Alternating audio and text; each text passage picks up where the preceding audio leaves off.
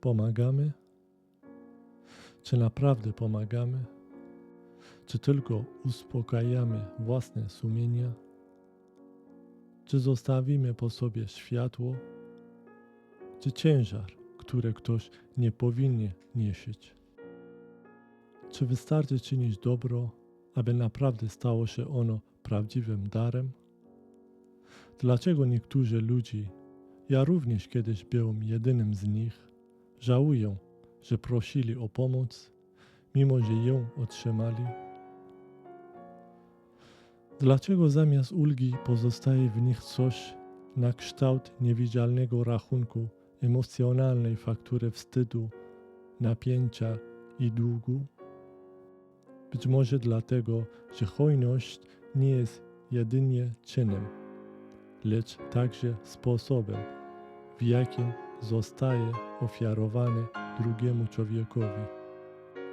Nie chodzi bowiem o ilość, lecz o jakość, o spojrzenia, ton głosu, obecność. Nawet najpiękniejszy gest traci swoją wartość, jeśli brakuje w nim delikatności i ludzkiego ciepła. Ostatecznie dobroci nie mierzy się tym, co widzi ten, kto daje, lecz tym, co czuje ten, kto ją otrzymuje. Można więc powiedzieć, że dobro ma swoją cichą, niewidzialną duszę, bez której pomoc potrafi się stać ciężarem zamiast wsparciem. I wtedy pojawia się kolejne pytanie. Czym naprawdę jest ta niewidzialna dusza? To ciepło, ten sposób, ta jakość, o której mówi sama istota dawania. Skąd mamy wiedzieć, czy nasza gest jest prawdziwym ratunkiem, czy tylko ciężarem ukrytym po postacią pomocy? I jak czynić dobro, aby nie było martwym ucienkiem w sercu drugiego człowieka, lecz żywym śladem, który trwa jak ciche światło w jego pamięci?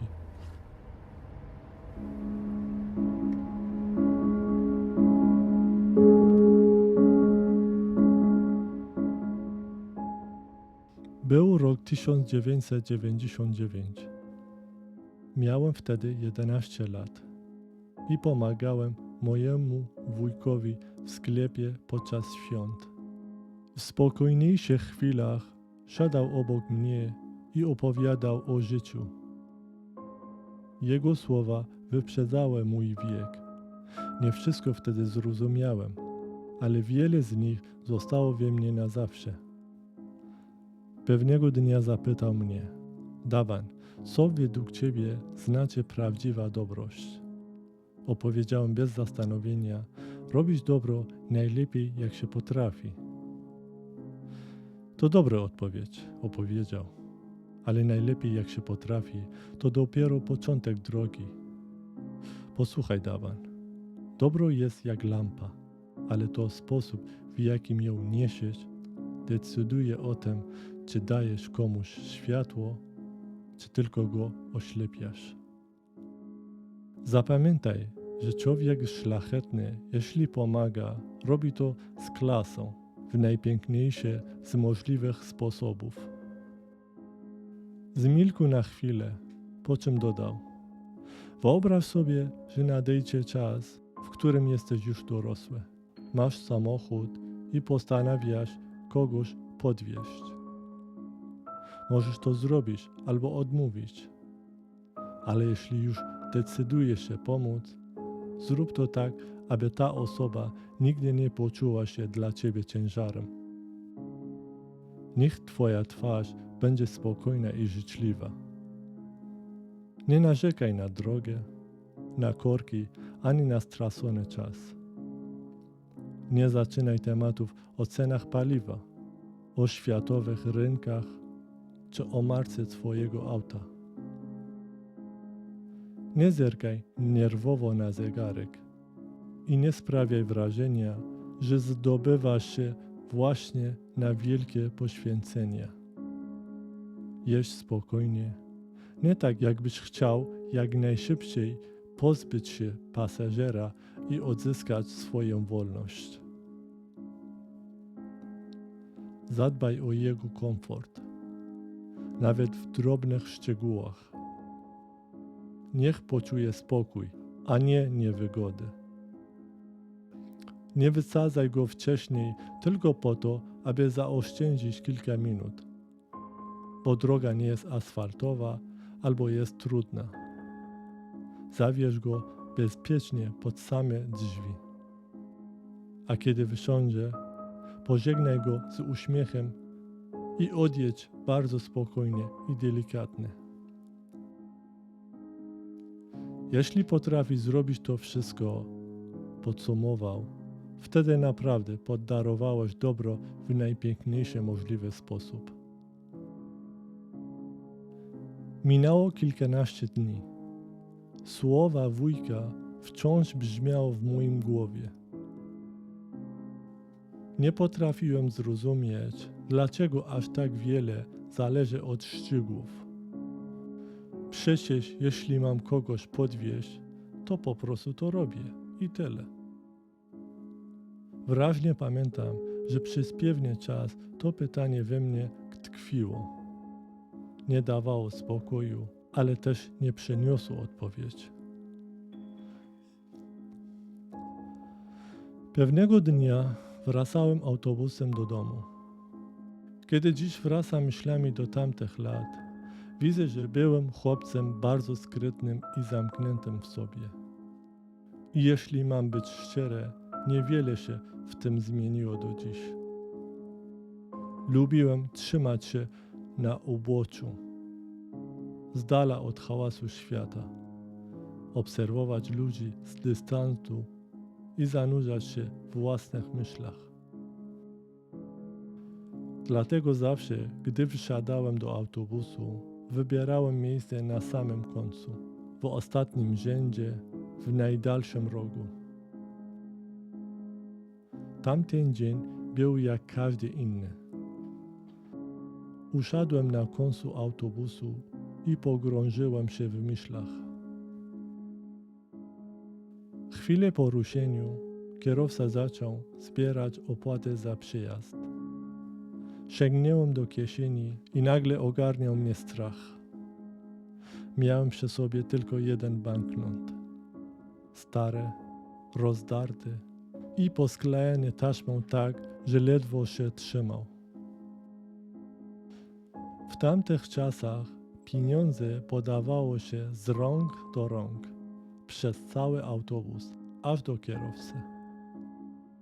Jeśli banknot był uszkodzony, wracał tą samą drogą, a razem z nim wracały spojrzenia pasażerów, ciężkie, pytające, szukające właściciela. W moim głowie natychmiast pojawiły się najgorsze scenariusze. Najłagodniejszy z nich zakładał, że kierowca po prostu każe mi wysiąść. A ponieważ to były jedyne pieniądze, jakie miałem, musiałem pogodzić się z tym, co mogło wydarzyć się za chwilę. Bezradnie wstałem ze swojego bezpiecznego miejsca na końcu autobusu i przeszedłem bliżej drzwi wejściowych. Zmieniłem miejsce z dwóch powodów. Po pierwsze, chciałem ograniczyć liczbę spojrzeń, które spadałyby na mnie, gdy banknot wrócił odrzucony przez kierowcę. Nie chciałem przyciskać się przez tłum ludzi, czując na sobie ich wzrok. A po drugie, jeśli kierowca zdecyduje się mnie wyrzucić, chciałbym móc wysiąść jak najszybciej. Znalazłem wolne miejsce tuż obok drzwi. Między mną a wyjściem szedł pewny mężczyzna. Jedyne co dziś z niego pamiętam, to biała koszula. Siedział tuż przede mną, a za nim było już tylko wyjście na zewnątrz. Dopiero wtedy drżącą ręką podałem mu mój podarty banknot. Patrzyłem na niego w napięciu.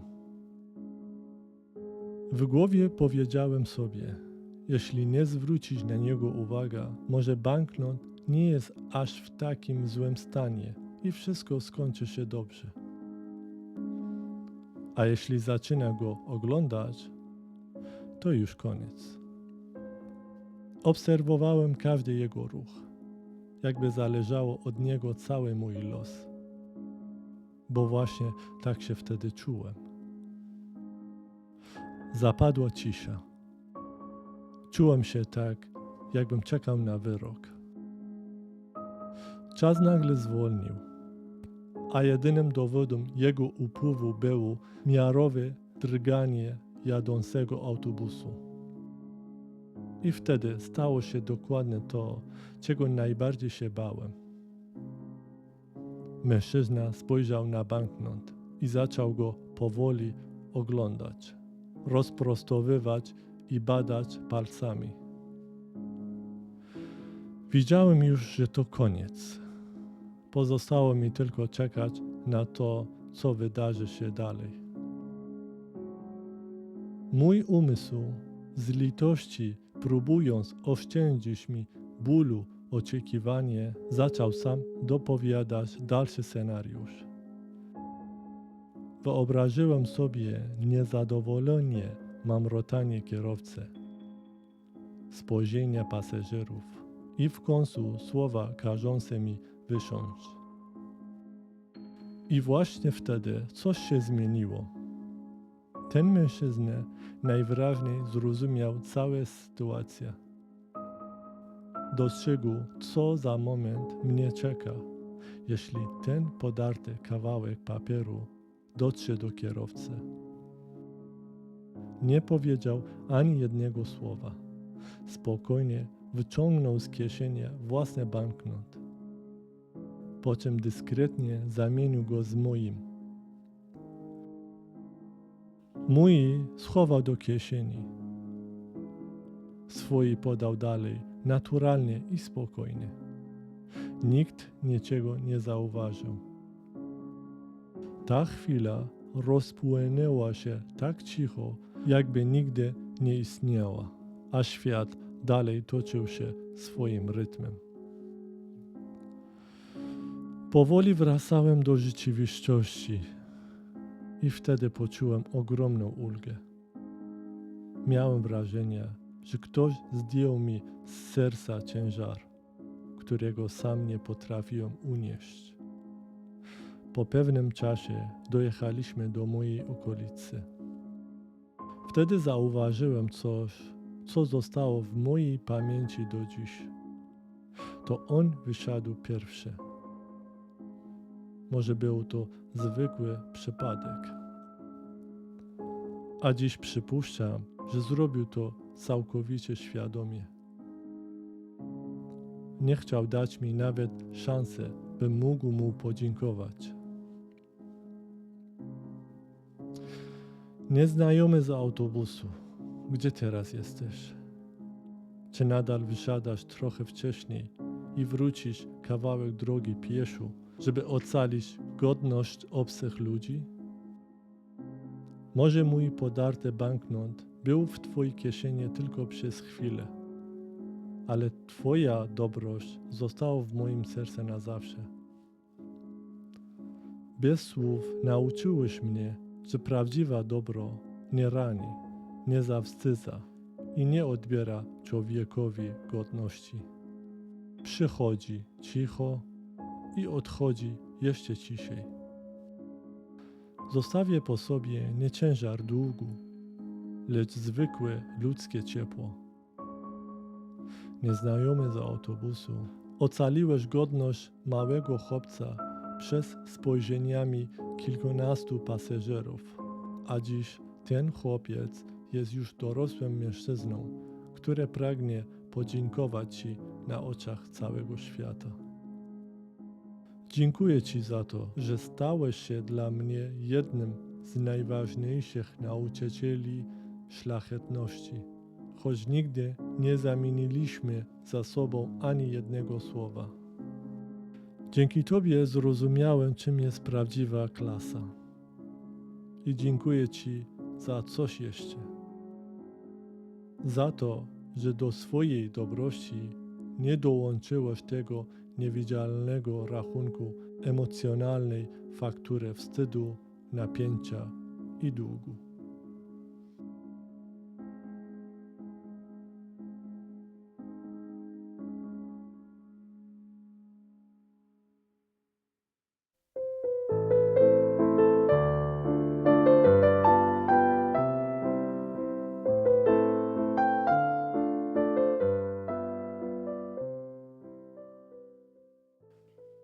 Cześć moja ukochana Ninuś, to znowu ja, Twój tata.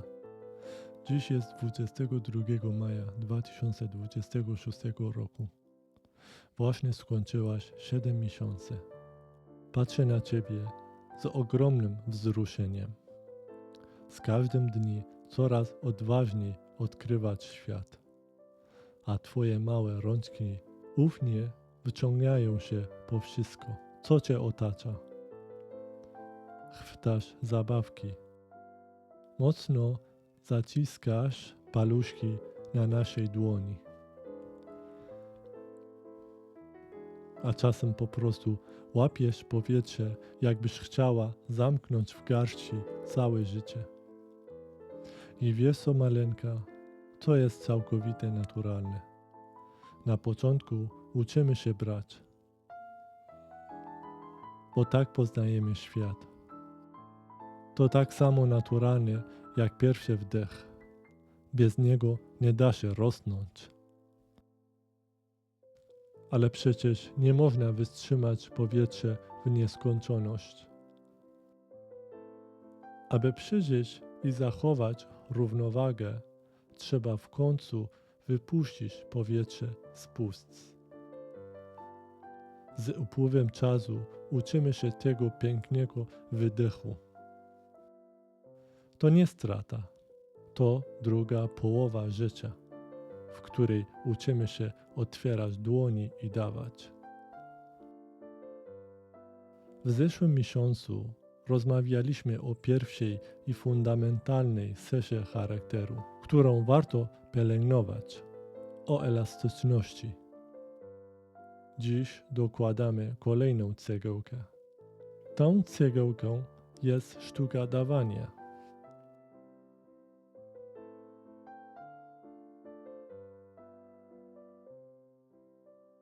Córeczko, współczesny świat często będzie nam mówił: miej więcej, porównujmy się, nie traćmy. Będzie próbował nam wymówić, że dorosłość to po prostu umiejętność gromadzenia i posiadania. Ale prawdziwa harmonia w życiu człowieka nigdy nie polega na tym, co posiada, lecz na tym, czym potrafi się podzielić. I co najważniejsze, w jakim sposób to robi. Wiesz, Ninuś, jestem 7. dzieckiem w naszej rodzinie. Miałem 3 starszych braci, 3 starszych siostry i młodszego brata. Pamiętam, jak kiedyś mama poprosiła mnie o coś zwyczajnego, czego dziś już dokładnie nie pamiętam. Czasami miałem wrażenie, że to właśnie mnie najczęściej o coś proszono. Aż pewnego dnia wybuchłem złością i zapytałem: dlaczego zawsze prosisz akurat mnie? Mama spojrzała na mnie spokojnie i odpowiedziała: nie proszę Cię dlatego, że nie mam kogoś innego. Proszę Cię dlatego, że wiem, że nie odrzucisz mojej prośby. Dopiero po tamtej chwili zrozumiałem, że nie każda prośba jest ciężarem. Czasem jest po prostu formą zaufania. Abyśmy dobrze zrozumieli, jak dawać i jak odpowiadać na takie zaufanie, chciałbym, żebyśmy w życiu starali się być jak drzewo oliwne. Ono nie zaczyna od obdarowywania. Najpierw w ciszy buduje to, czego nie widać, swoje korzenie. Dopiero kiedy naprawdę się umocni, zaczyna dzielić się tym, co ma. Nie pyta, czy ma wystarczająco dużo. Nie pyta też, komu daje. Ani nie ocenia, kto bardziej zasługuje. Daje zgodnie z tym, kim jest i co w danej chwili posiada. Gdy ma owoce, karmi. Gdy nie ma owoców, daje cień. Gdy traci liście, oddaje gałęzi na ciepło. A gdy zostaje tylko pień, wciąż jest oparciem. Człowiek bardzo rzadko bywa naprawdę pusty. Częściej po prostu nie dostrzega tego, co w nim wciąż żywe. Dlatego nie powinniśmy nigdy mówić, że nie mam nic do zaoferowania, bo zawsze mamy coś, choćby obecność, uważność albo dobre słowo. Ale jest coś jeszcze, o czym warto pamiętać. Drzewo nie daje z korzeni, nie oddaje tego, co pozwala mu stać. Dlatego i my nie możemy pomagać kosztem własnych fundamentów. Dobro, które niszczy nas od środka, przestaje być dobrem, staje się ciężarem. My ludzie nie mamy w sobie wyraźnych pór roku, jak drzewa. Dlatego musimy uczyć się wyznaczyć granice sami. Dobro bez granic potrafi ranić, a granice bez dobroci oddalają nas od ludzi. Sztuka jest znaleźć między nimi równowagę. Nie zawsze będzie to łatwe i nie zawsze będziemy wiedzieć, gdzie kończy się pomoc, a zaczyna przekraczanie siebie. Dlatego tak ważne jest, byśmy rozwijali w sobie serce, które potrafi nie tylko dawać, ale i rozumieć. Serce, które potrafi szczerze powiedzieć tak, ale też spokojnie i bez poczucia winy powiedzieć nie. Córeczko, przyjdą w życiu również takie chwile, kiedy bardzo będziemy chcieli komuś pomóc, a nie będziemy mogli. Zabraknie nam siły, możliwości albo słów. I to uczucie bezradności potrafi być niezwykle bolesne.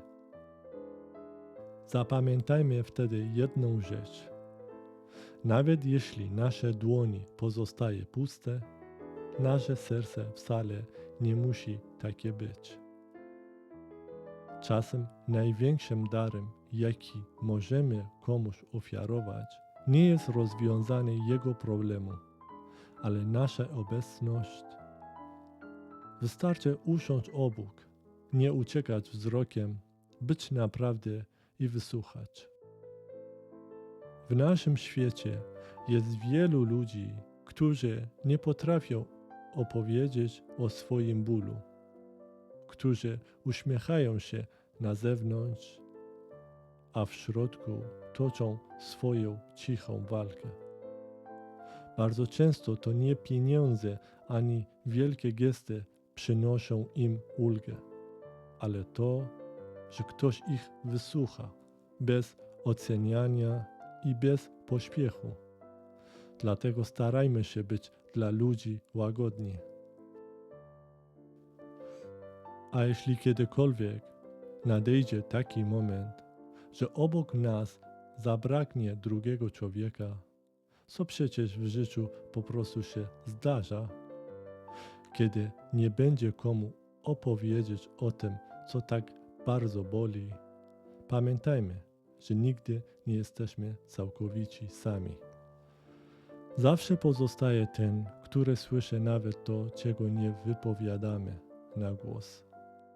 Ten, który rozumie ciszę również dobrze, a może nawet lepiej niż słowa. Myślę, że warto ufać tej wyższej mądrości.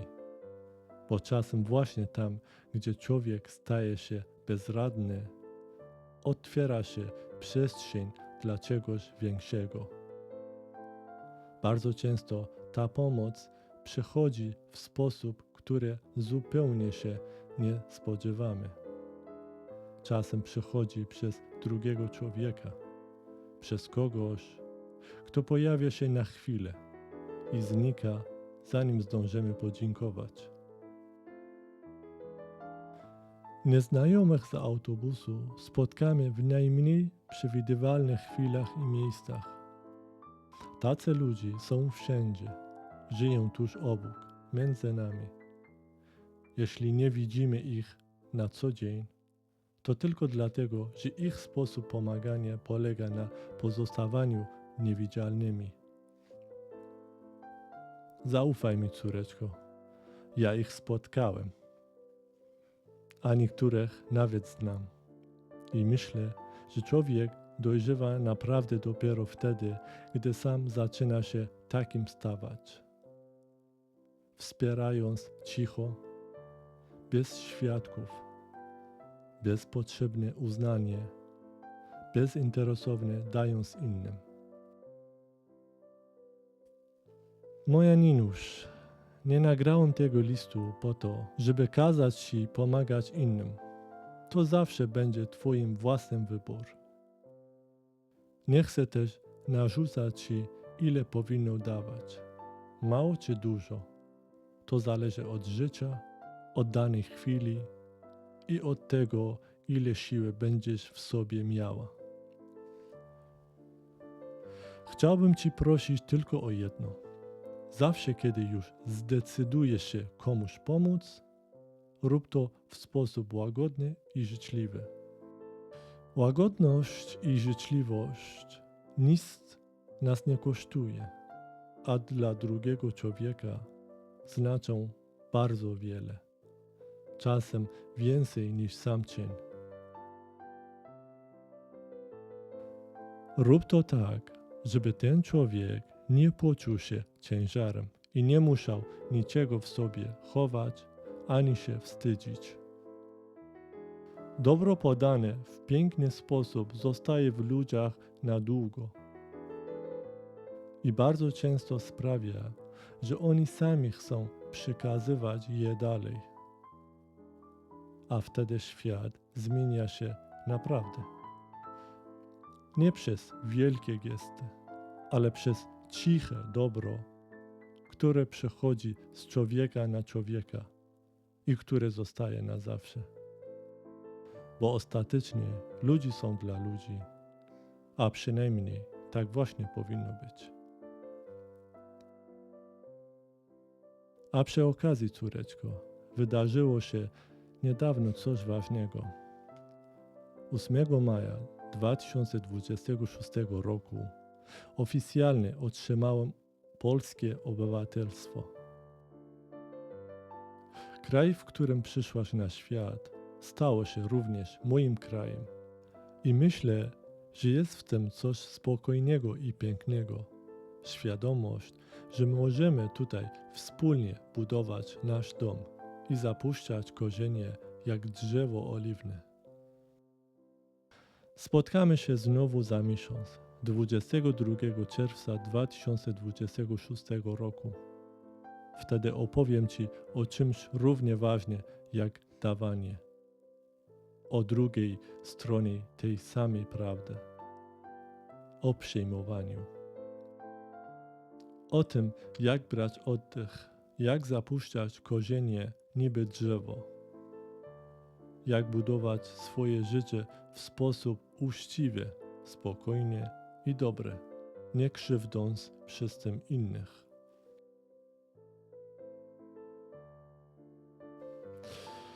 Kocham Cię nad życie i z dumą nazywam się Twoim tatą.